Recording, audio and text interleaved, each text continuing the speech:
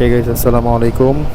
এই রাস্তাটা কোন জায়গা হইতে পারে একটু গেস করেন। টাইমটা হচ্ছে এখন সন্ধ্যা হচ্ছে আপনার 6টা বেজে 40 মিনিট। তো শুক্রবারের দিন ঘন ঘন বৃষ্টি হচ্ছে একটু পর পর।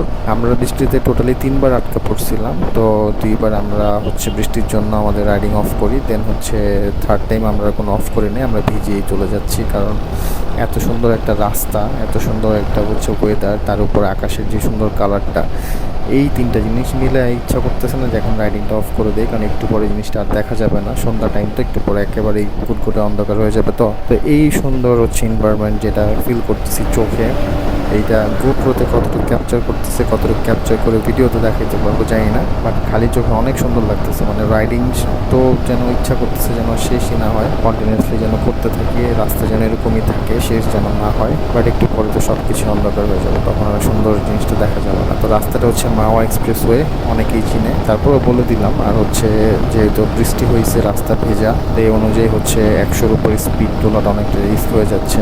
তবে কিছু কিছু ক্ষেত্রে যেখানে বৃষ্টি হয় নাই সেখানে করা যাচ্ছে স্পিড আপ, কিন্তু হচ্ছে আপনার যে রাস্তাগুলো একটু ভিজা, মানে কিছুক্ষণ আগে বৃষ্টি হয়েছে, ওই রাস্তাগুলোতে হচ্ছে স্পিড আপ করাটা খুবই রিস্ক। আর আমরা হচ্ছে 3জন রাইড দিতেছি।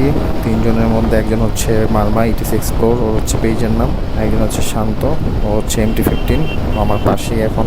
আর ওই যে রয়্যাল এনফিল্ড 350cc, যার শরীরে আগুন আর তাপ বেশি, সে আগে চলে গেছে অলরেডি, মনে হয় 120+ তার স্পিড, 108 হচ্ছে আমার। আর মোটামুটি রাস্তার হচ্ছে স্পিড লিমিট হচ্ছে 80, আমরা 80-র উপরে আছি। এই জায়গাতে একটু বৃষ্টি হয়েছে, রাস্তাটা ভেজা ভেজা লাগতেছে, সো এই জায়গাতে স্পিডটা একটু কম রাখতে হবে। আর যেহেতু এখনই বৃষ্টিটা হয়েছে, তার মানে রাস্তা এখন টোটালি ভিজা, সো এখন স্পিড আপ করাটা অনেকটা রিস্ক হয়ে যাবে। আজকে এত পরিমাণ বৃষ্টি জ্বালাইলো এই মামা আসার জন্য, মানে অবস্থা পুরো টাইট। টিচা টিচা 3বার 4বার শুকাই গেলাম, মানে পুরো এই অবস্থা টাইট।